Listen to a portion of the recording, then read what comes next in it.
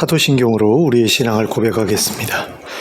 전능하사 천지를 만드신 하나님 아버지를 내가 믿사오며 그 외아들 우리 주 예수 그리스도를 믿사오니 이는 성령으로 잉태하사 동정녀 마리아에게 나시고 본디오 빌라도에게 고난을 받으사 십자가에 못 박혀 죽으시고 장사한 지 사흘 만에 죽은 자 가운데서 다시 살아나시며 하늘에 오르사 전능하신 하나님 우편에 앉아 계시다가 저리로서 산 자와 죽은 자를 심판하러 오시리라. 성령을 믿사오며 거룩한 공회와 성도가 서로 교통하는 것과 죄를 사하여 주시는 것과 몸이 다시 사는 것과 영원히 사는 것을 믿사옵나이다. 아멘. 찬송가 39장을 함께 찬송하겠습니다. 찬송가 39장입니다.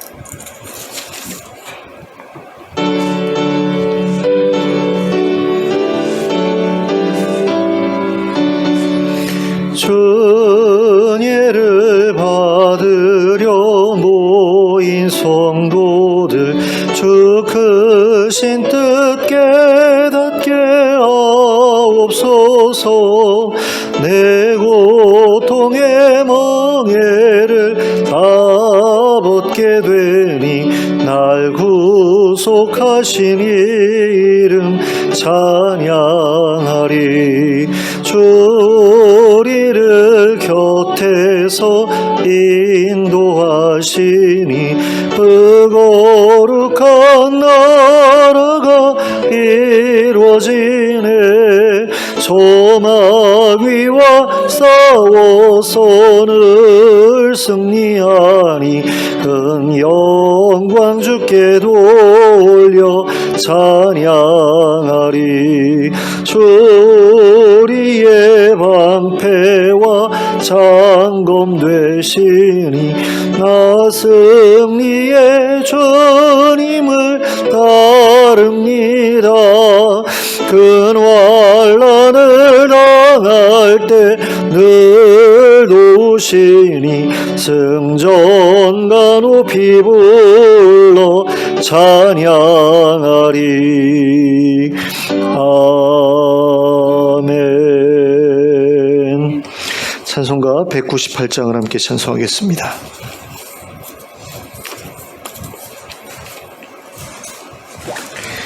찬송가 198장 함께 찬송하겠습니다.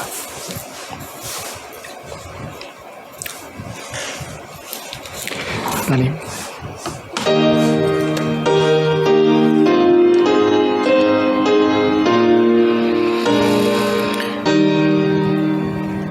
주 예수 해변소 떡을 떼사 무리를 먹이러 주심같이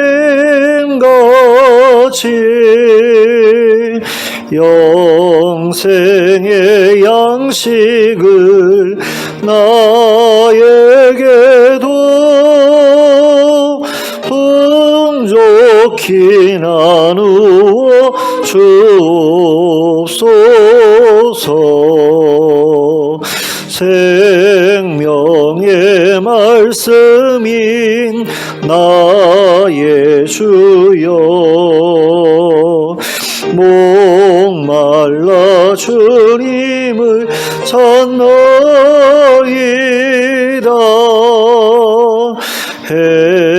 해변서 무리를 먹임같이 갈급한 내 심령 채우소서. 내 주여 진리의 말씀으로 사슬에 얽매인 날 푸시사 내 맘의 평화를 누리도록 영원한 생명을 주옵소서. 성령을 내 맘에 보내셔서 내 어두운 영에는 밝히시사 말씀에 감추인 참 진리를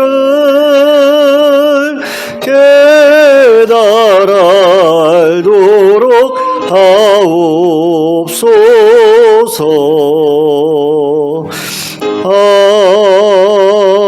아멘.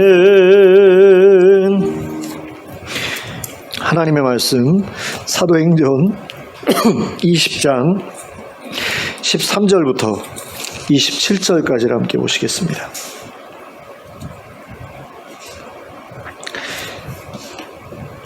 사도행전 20장 13절부터 27절까지 말씀을 함께 합독하도록 하겠습니다. 시작. 우리는 앞서 배를 타고 앗소에서 바울을 태우려고 그리로 가니 이는 바울이 걸어서 가고자 하여 그렇게 정하여 준 것이라. 바울이 앗소에서 우리를 만나니 우리가 배 태우고 미돌레네로 가서 거기서 떠나 이튿날 기오 앞에 오고 그 이튿날 사무에 들르고 또 그 다음날 밀레도에 이르니라. 바울이 아시아에서 지체하지 않기 위하여 에베소를 지나 배 타고 가기로 작정하였으니 이는 될 수 있는 대로 오순절 안에 예루살렘에 이르려고 급히 가미러라.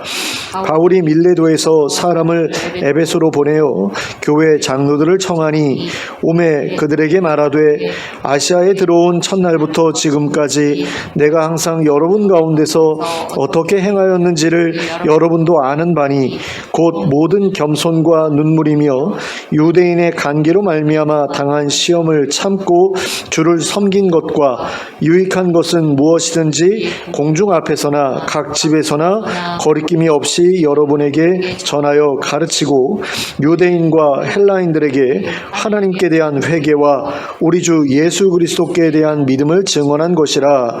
보라, 이제 나는 성령에 매여 예루살렘으로 가는데 거기서 무슨 일을 당하는지 알지 못하노라. 오직 성령이 각 성에서 내게 증언하여 결박과 환난이 나를 기다린다 하시나 내가 달려갈 길과 주 예수께 받은 사명 곧 하나님의 은혜의 복음을 증언하는 일을 마치려 하면은 나의 생명조차 조금도 귀한 것으로 여기지 아니하노라. 보라, 내가 여러분 중에 왕래하며 하나님의 나라를 전파하였으나 이제는 여러분이 다 내 얼굴을 다시 보지 못할 줄 아노라. 그러므로 오늘 여러분에게 증언하거니와 모든 사람의 피에 대하여 내가 깨끗하니 이는 내가 꺼리지 않고 하나님의 뜻을 다 여러분에게 전하였습니다. 아멘. 유두고의 사건이 있은 후에 바울은 드로아를 떠나 앗소와 미돌레네를 거쳐 밀레도로 갔습니다. 그런데 이때 바울은 자신의 일행으로 하여금 먼저 배를 타고 앗소에 가서 기다리도록 한 후에 자신은 앗소까지 걸어갔습니다. 근데 그 거리가 40km나 되는 길이었다고 그래요. 근데 그 길을 혼자 걸어갔다라는 거죠. 그러면 왜 그랬을까를 한번 생각해 보니까 그 기간 동안 앞으로의 계획에 대해서 다시 점검해 봤던 것이 아니겠는가라는 그런 생각이 듭니다. 그러니까 예루살렘으로 지금 올라갈 거잖아요. 근데 예루살렘으로 올라간 다음에 내가 어떻게 해야 될까를 이제 계획을 했던 거죠. 그래서 로마를 거쳐서 스페인으로 가서 내가 복음을 전해야 되겠다라는 그런 계획을 세우는 데 있어서 그렇게 걸어가면서 고민하는 그런 시간이 자신에게 좀 있었으면 좋겠다라고 생각한 것 같아요. 그래서 일행을 먼저 배 타고서 앗소로 가도록 했던 것이 아니겠는가 그런 생각을 해봅니다. 그리고 나서 바울은 앗소에서 자신의 일행과 합류한 다음 배를 타고 밀레도로 갔습니다. 그리고 밀레도에 도착한 뒤에는 아시아에서 지체하지 않기 위하여 에베소를 거치지 않고 지나서라고 되어 있는데 거치지 않겠다라는 그런 이야기입니다. 곧바로 배를 타고 가이사랴를 향해 가기로 했습니다. 왜 가이사랴를 제가 말씀을 드렸냐면 예루살렘으로 올라가기 위해서는 가이사랴에 가야만 했던 겁니다. 그러니까 배를 타고 이동하는 이상 우리가 서울에 만약에 배를 타고 서울까지 가려고 할 때 가장 편한 방법이 아마 인천항으로 들어가서 거기서부터 이제 이동하는 것이라고 생각이 되는데, 그런 식으로 가이사랴로 배를 타고 가서 거기서 이제 육로로 예루살렘으로 가는 것이 가장 빠른 그런 대표적인 지름길이기 때문에 그렇게 가려고 했다라는 겁니다. 근데 왜 에베소를 거치지 않으려고 했는가 하면, 될 수 있는 대로 오순절 안에 예루살렘에 이루고자 했기 때문이었습니다. 그러면 그들은 왜 굳이 오순절에 맞춰서 예루살렘에 이르기를 바랐던 것일까요? 그 이유는 오순절이라는 절기가 오늘날의 맥추감사절과 같은 의미를 가지고 있기 때문입니다.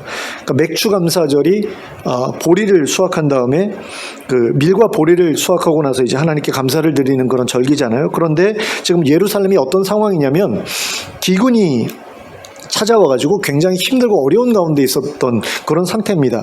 그런데 지금 이 사람들이 무엇을 들고 예루살렘으로 가고 있죠?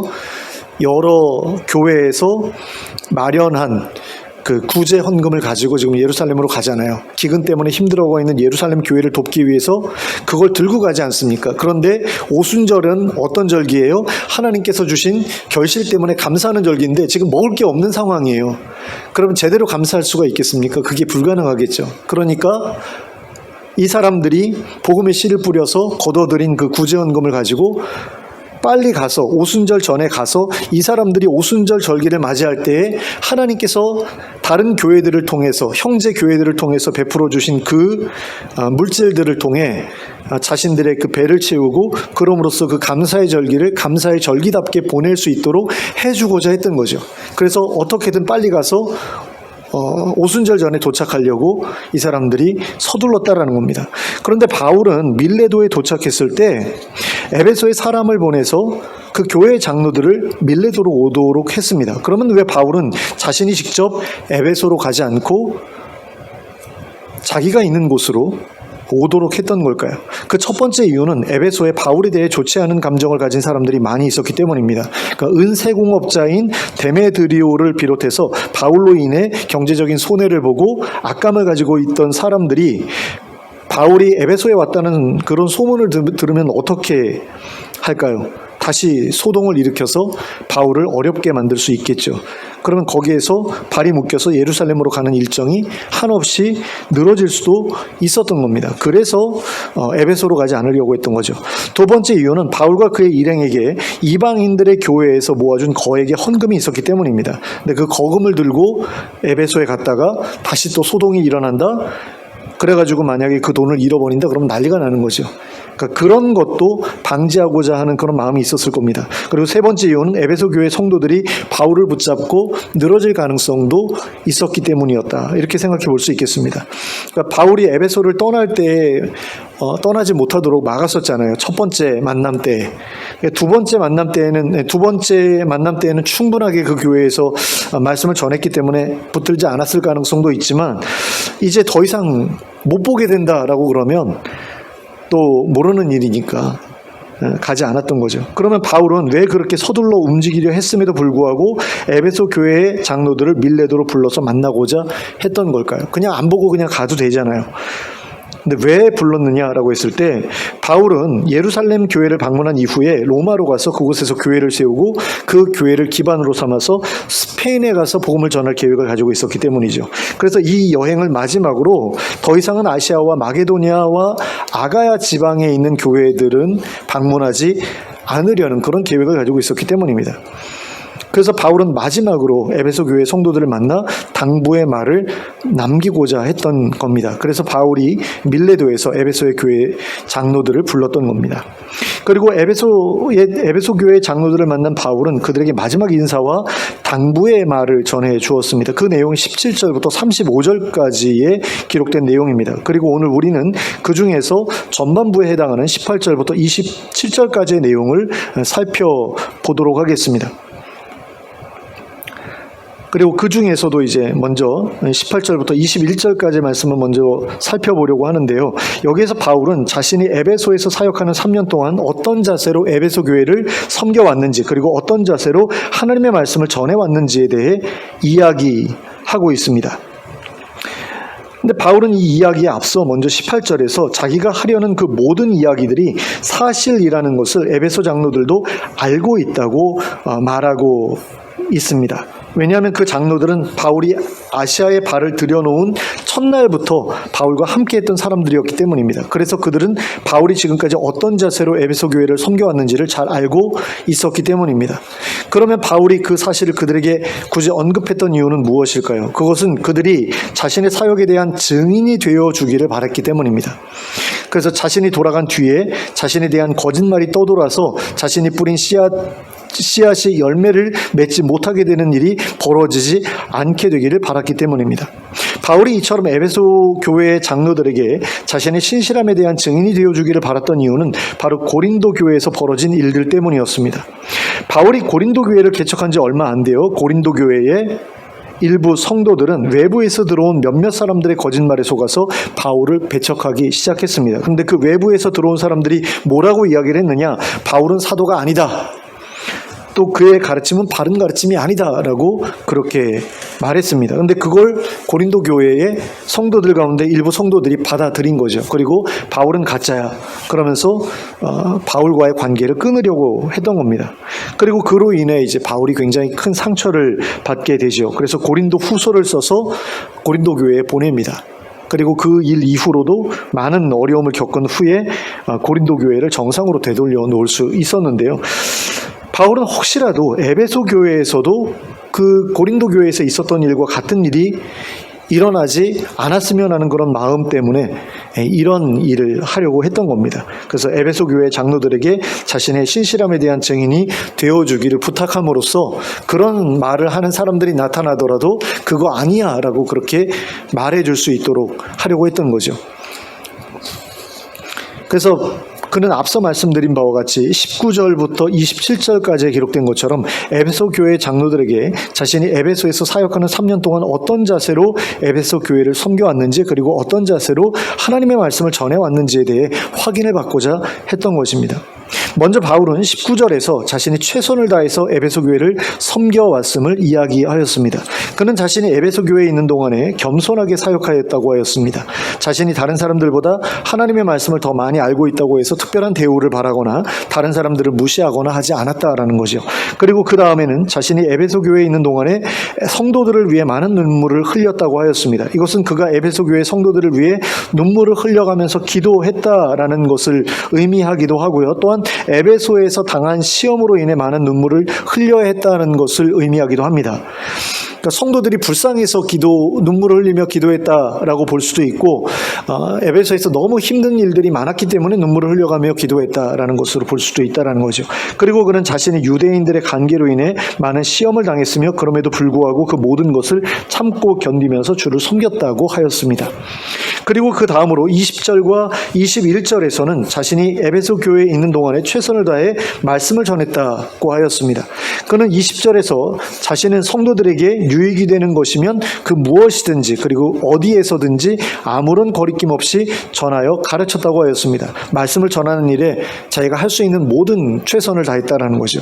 그리고 유대인과 헬라인을 막론하고 하나님께 회개해야 함을 가르쳤고 또한 예수 그리스도를 믿어야 한다고 증언했다고 하였습니다. 복음 전도자로서 전해야 할 것들, 성도들이 반드시 듣고 반응해야 할 것들에 대해 하나도 빠짐없이 전달했다라는 것입니다. 바울은 이처럼 자신이 섬김에서나 가르침에서나 최선을 다했고 신실하게 일했음을 에베소의 장로들이 확인해 주기를 바랐습니다. 그리고 기억해 주기를 바랐습니다.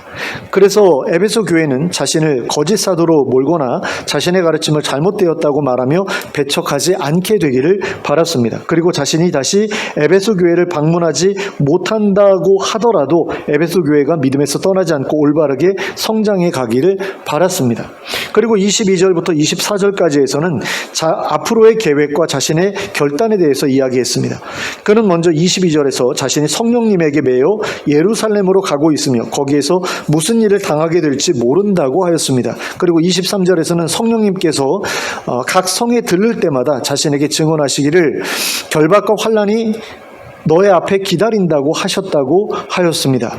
이처럼 성령님께서는 바울이 예루살렘에 가는 것이 그에게 큰 어려움이 될 것을 끊임없이 지속적으로 알려주셨습니다. 그럼에도 바울은 오순절 전에 예루살렘에 도착하기를 바라면서 급하게 예루살렘을 향해서 나아갔습니다. 그러면 바울은 왜 성령님께서 자신의 앞에 큰 어려움이 있을 것을 가르쳐 주셨음에도 불구하고 그렇게 예루살렘을 향해 급하게 나아갔던 것일까요? 그것은 바울이 성령님께서 가르쳐 주시는 그 말씀을 경고가 아니라 예고의 의미로 받아들였기 때문이었습니다. 그러니까 위험하지 가지 말라고 말씀하신 것이 아니라 위험하니 마음을 단단히 먹고 각오를 단단히 하고 가라고 말씀하신 것으로 받아들였다라는 것입니다. 그래서 바울은 24절에서 이렇게 말했습니다. 내가 달려갈 길과 주 예수께 받은 사명 곧 하나님의 은혜의 복음을 증언하는 일을 마치려 하면은 나의 생명조차 조금도 귀한 것으로 여기지 아니하노라.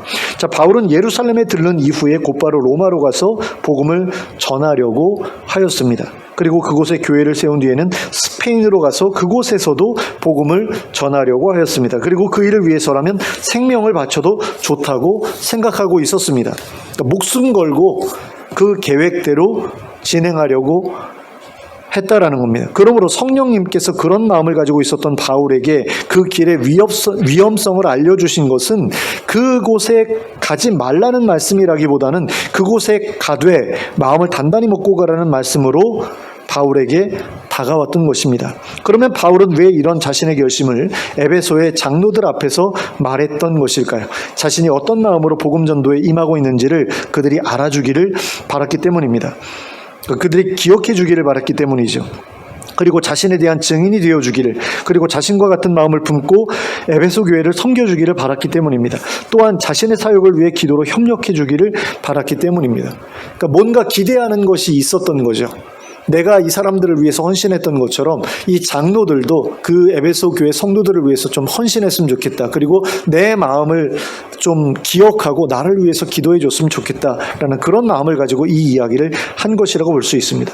그런데 바울이 에베소 장로들에게 이와 같은 이야기를 했던 데에는 앞서 말씀드렸듯이 아주 중요한 이유가 있었습니다. 그것은 25절에 기록된 바와 같이 바울과 에베소의 장로들은 다시는 서로의 얼굴을 보지 못하게 될 것이 분명했기 때문이었습니다. 바울이 앞으로 아시아나 마게도니아나 아가야에 방문하지 않기로 결심했기 때문입니다.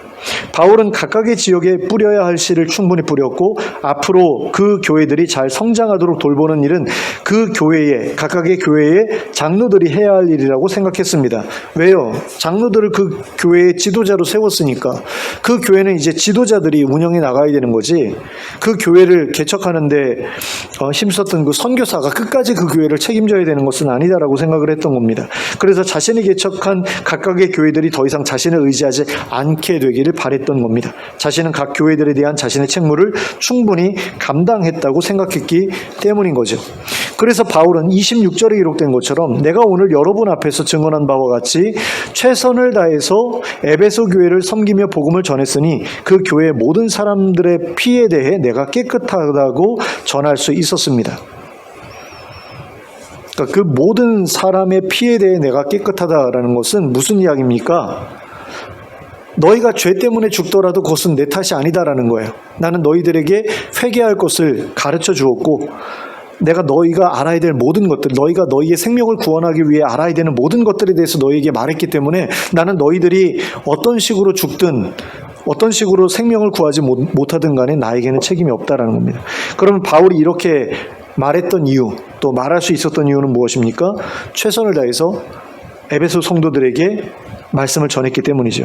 그런데 그 말씀을 받는 사람들이 제대로 회개하지 않고 제대로 믿지 못해서 하나님께 버려진다라고 한다면 그것은 바울의 책임이 아니기 때문입니다. 바울은 27절에서 말하고 있는 것처럼 사람들이 싫어하든 말든 하나님의 뜻을 그들에게 다 전해 주었기 때문인 거죠.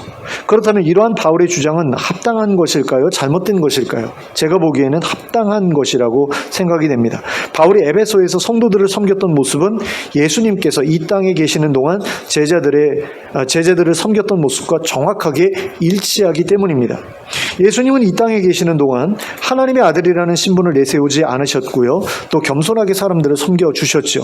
또한 사망에 매여 종노릇하는 사람들을 긍휼히 여기시며 눈물을 흘리실 때가 많았습니다. 그리고 바리새인들과 사두개인들과 헤롯 당원들과 제사장들의 반대에 부딪힐 것을 아시면서도 하나님의 말씀을 거리낌 없이 전하셨습니다.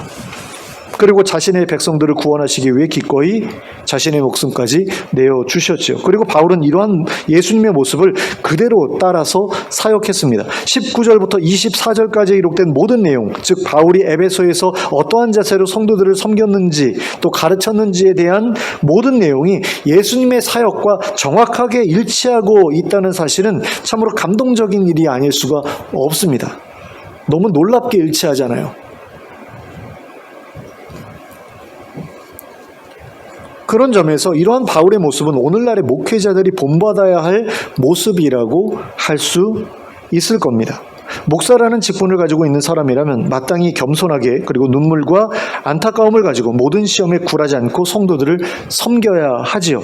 그리고 하나님의 말씀을 사람들의 반응을 두려워하지 않고 거리낌 없이 그리고 온전히 정확히 가감 없이 전해야 합니다. 이것이 바로 목회자들에게 주어져 있는 책무라고 할 수 있습니다. 그런데 목회자들이 이러한 책무를 온전히 감당했다고 한다면 성도들 역시 자신들의 책무를 온전히 감당해야 합니다.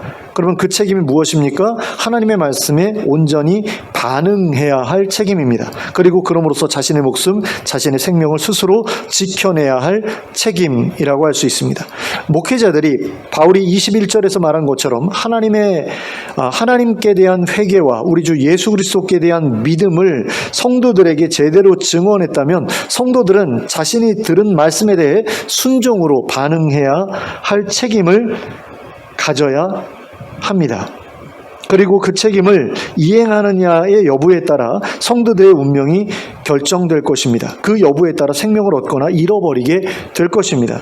그런데 어떤 성도들은 그러한 자신의 책임을 제대로 이행하지 못한 것에 대한 그런 이유를 목회자들에게 돌리기도 합니다. 그러니까 목사가 설교를 잘 못해서 설교를 재미있게 하지 못하고 지루하게 하는 바람에 자신이 은혜를 못 받았고 그래서 자신의 삶이 바뀌지 않았다라고 그렇게 이야기하는 그런 사람들도 있습니다.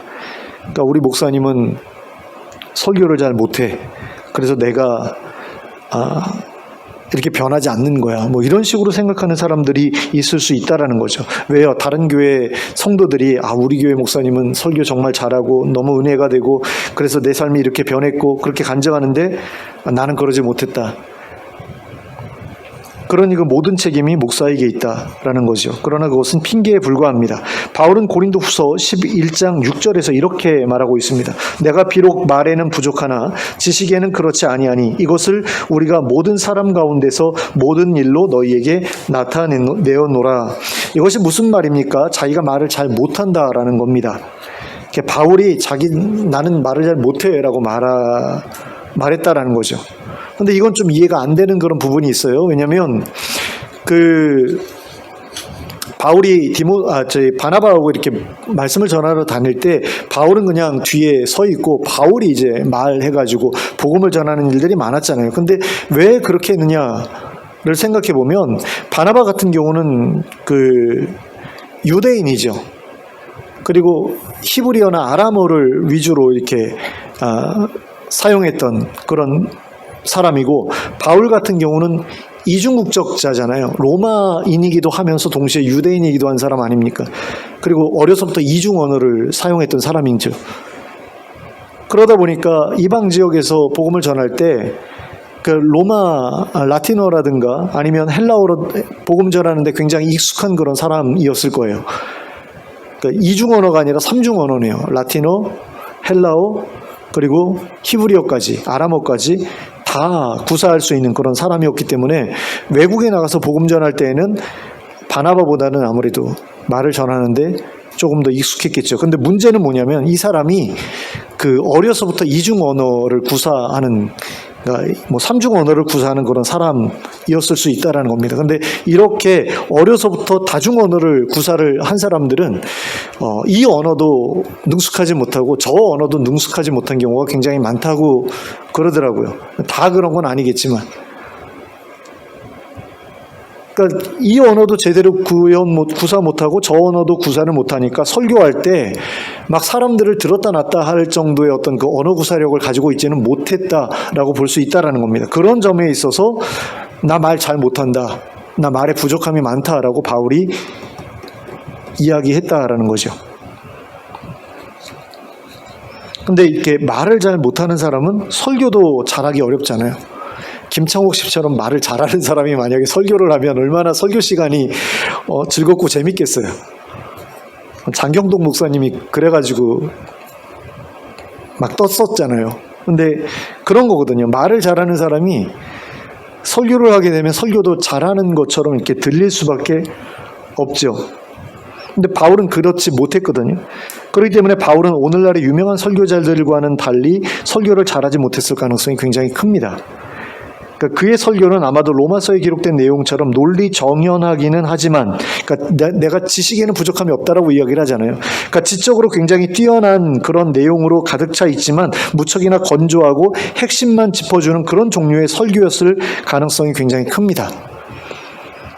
되게 지루하고 재미없는, 신학교 교수들이 설교하는 것 같은 어떤 그런 느낌? 물론 교수님들이라고 해가지고 다 딱딱하게 설교하는 것은 아니겠지만, 그러니까 지식에 굉장히 중점을 두는 그런 설교였을 가능성이 있다는 거죠.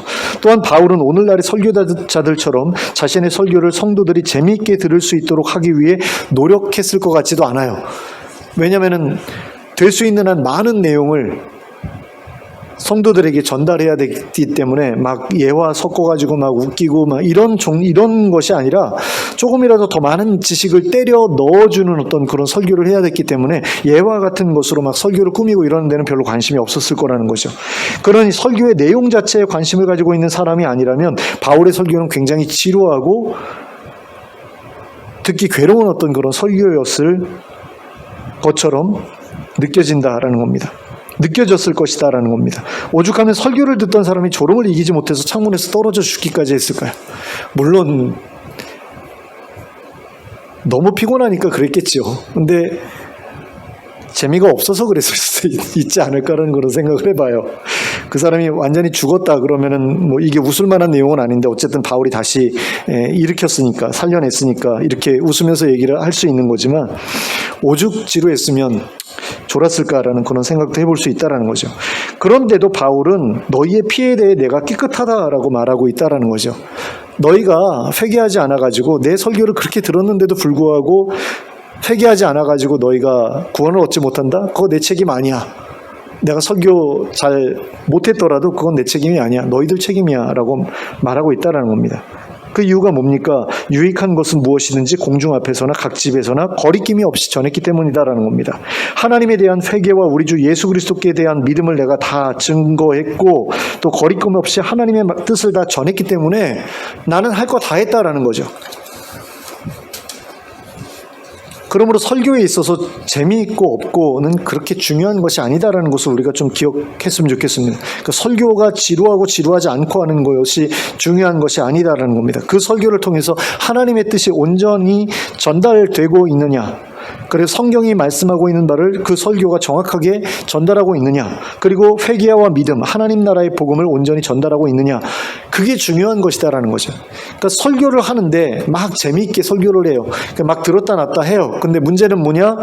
거기에 복음이 빠져 있을 수 있다라는 거죠. 하나님 나라에 대한 가르침이 전혀 없을 수도 있고 회개와 믿음에 대한 이야기가 전혀 없을 수도 있다라는 겁니다. 특별히 오늘날 대부분의 교회의 설교를 들어보면 하나님 나라에 대해서 가르치는 그런 설교들이 별로 없습니다. 그러니까 십자가, 부활, 이런 거는 많이 가르쳐요. 근데 부활에 대해서보다는 십자가에 더 많이 초점을 맞추고 있죠. 특히 장로교 같은 경우는 십자가를 굉장히 강조하거든요. 예수님께서 죽으심으로 우리 죄가 씻겼다라는 걸 굉장히 강조를 합니다. 근데 부활에 대해서 별로 강조를 안 해요. 죽어서 가는 천국은 강조하는데요, 부활해서 살아갈 하나님 나라에 대해서는 강조를 안 합니다. 그래서 아마 하나님 나라라는 어떤 주제를 가지고 설교하지 않는 그런 설교자들도 굉장히 많을 거라고 생각을 합니다. 그러니까 10년, 20년 설교하는 동안에 하나님 나라에 대해서 제대로 가르치지 않은, 가르쳐본 적이 없는 목회자들도 굉장히 많을 거라고 생각을 해요. 한 80% 정도는 그렇게 설교를 할 거라고 생각을 합니다. 왜냐하면 제가 그런 환경 속에서 자랐고 그런 신학교를 나왔고 그런 목회자들 밑에서 부교육자 생활을 했고, 근데 하나님 나라에서 가르치는 것을 제가 들어본 적이 없어요. 부교육자 생활하는 동안에. 부교육자 생활을 제가 25살부터 해가지고 개척할 때가 38살에 개척했나? 그러면은 거의 10몇 년을 부교육자 생활을 했는데, 제가 청소년 때부터 그 신학을 하고 개척하기까지 제가 들어왔던 그 설교들 가운데 하나님 나라에 대한 설교가 거의 없었어요. 우리 권사님도 아마 그렇지 않을까라는 생각이 듭니다. 그러니까 하나님 나라에 대해서 설교하는 설교자들이 별로 많지 않습니다. 죽어서 가는 천국에 대해서 많이 설교하고 십자가에 대해서 설교는 해도 강조는 해도, 근데 지금 바울이 지금 선교여행 다니면서 예수는 그리스도다라고 회당에 들어가서 전했잖아요. 근데 회당에서 나와가지고 뭐 두란노 서원 같은 데서 복음을 전할 때에는 그 핵심적인 주제가 뭐였냐 보시면 알겠지만 하나님 나라였거든요. 근데 하나님 나라가 바울의 그 선교를 다니면서 전했던 그 복음의 핵심적인 주제였어요. 그 하나님 나라라는 어떤 주제 속에서 그 나라의 왕이 예수님이고 그분이 다시 오셔서 우리를 다스리실 것이다 라는 그런 부분까지 가면서 이제 예수님을 부각하는 어떤 그런 식으로 이렇게 복음을 전했지, 하나님 나라를 배제하고 예수님만 강조하지는 않았거든요. 하나님 나라라는 어떤 주제 속에서 예수님의 그 사역이 얼마나 중요한 것인지, 그 하나님 나라 안에서 예수님이 핵심이 되는 그런 존재다라는 것을 강조했는데, 하나님 나라는 다 그냥 어딘가 없애버리고 예수님만 그냥 중요한 분으로, 예수님 때문에 우리가 천국 가게 됐어. 근데 천국 가서 우리가 영으로 가잖아요. 근데 그게 끝이 아니잖아요. 예수님이 다시 오시잖아요. 어디로 오십니까? 이 땅으로 오시죠. 이 땅에 오실 때 하나님 나라와 함께 오시잖아요. 그럼 우리가 부활해서 어디서 살아가게 됩니까? 이 땅에서 다시 살아가게 되죠. 노아 시대 때 홍수로 이 지구를 정결하게 하신 것처럼 그 다음에는 불로 이 지구를 정결하게 하신다라고 그렇게 말씀하고 있잖아요. 근데 지구에 대해서는 생각을 안 해요. 어디 저쪽에 하나님 나라가 따로 이렇게 새하늘과 새 땅, 새 지구를 하나님께서 만드셔가지고 거기서 아마 우리가 살아가지 않을까 이런 식으로 생각하는데, 그럼 예수님이 다시 오신다라는 게 무슨 의미가 있는 거죠? 다시 오셔가지고 다시 올라가나요? 아니거든요. 그러니까 이런 부분들에 대해서 우리가 고민할 필요가 있고 공부해야 될 필요가 있는데, 이런 것들에 대해서 설교하지 않으면 그 설교는 온전한 설교라고 말하기가 어렵죠. 근데 그런 설교를 제가 들어본 적이 없다니까요. 교회에서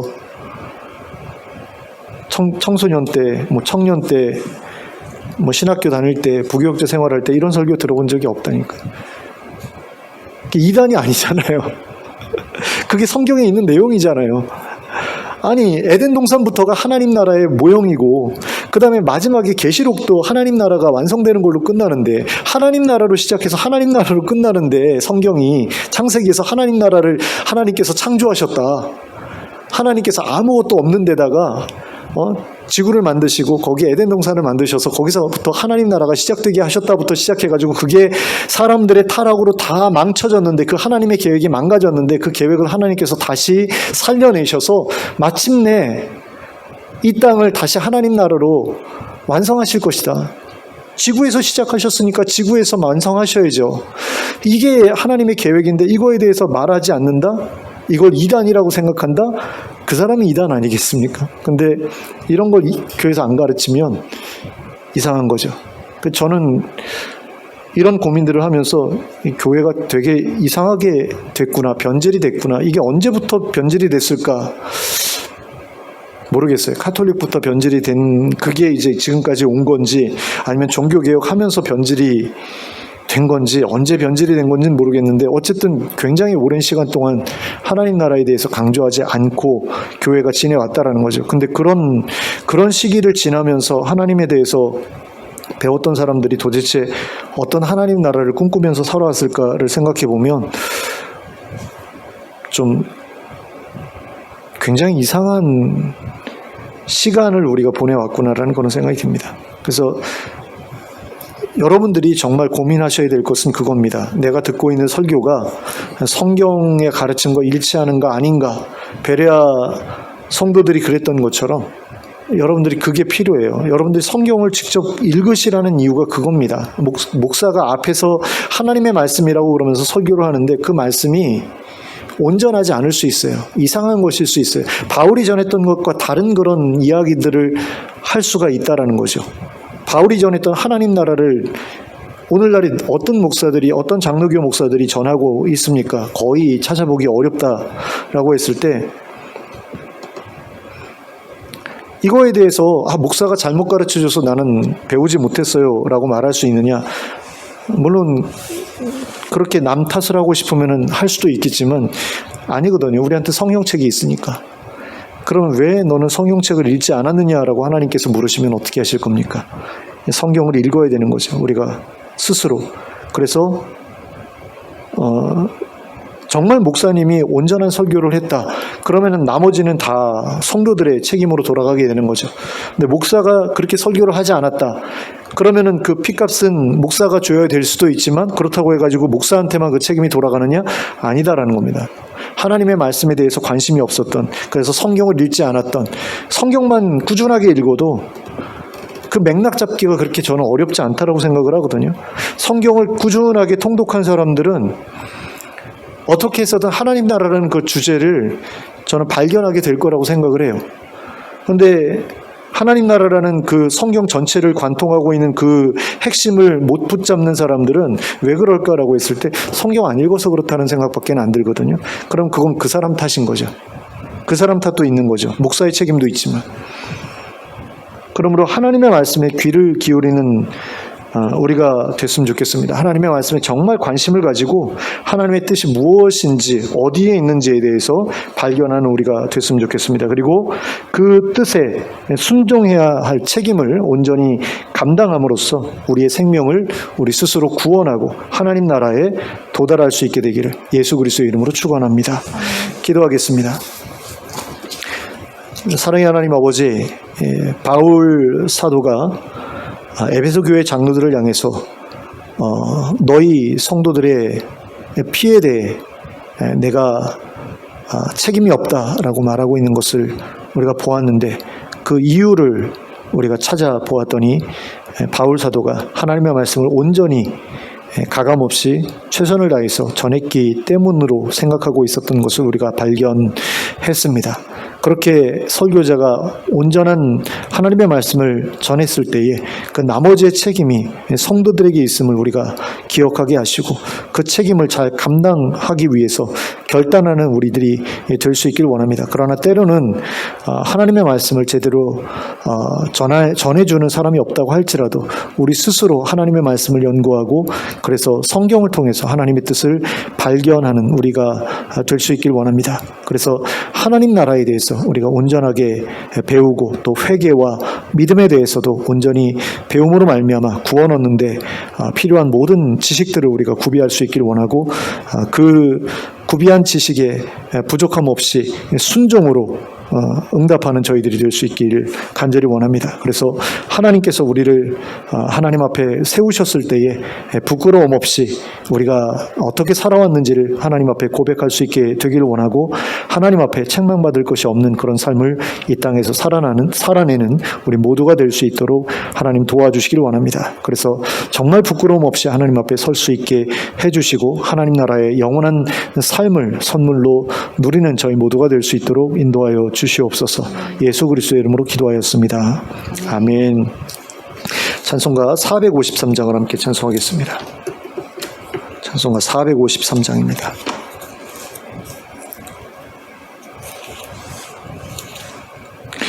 (453장) 함께 찬송합니다.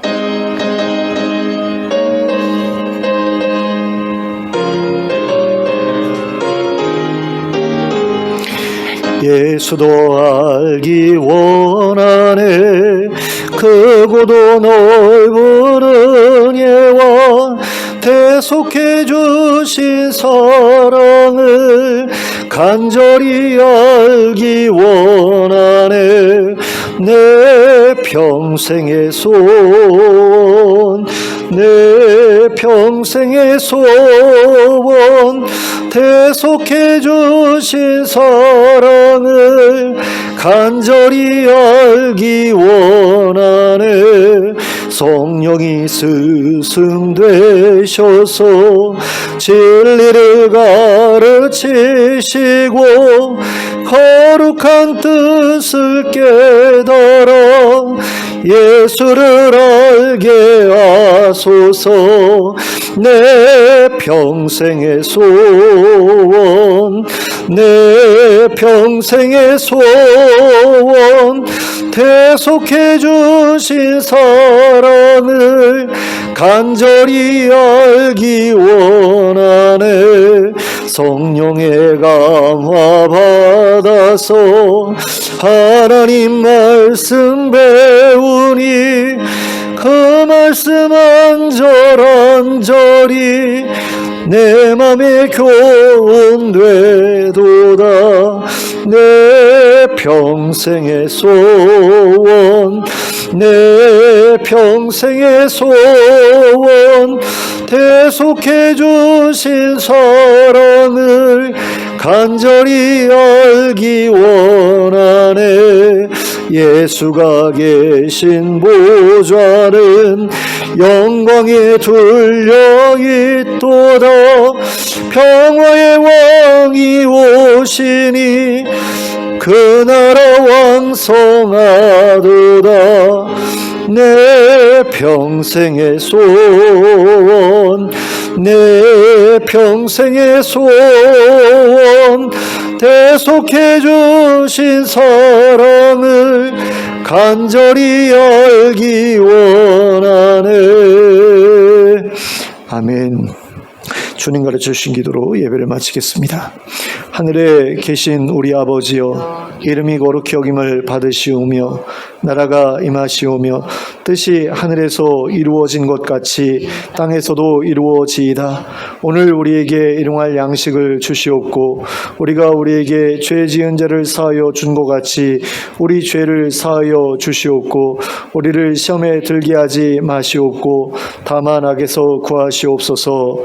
나라와 권세와 영광이 아버지께 영원히 쌓옵나이다. 아멘.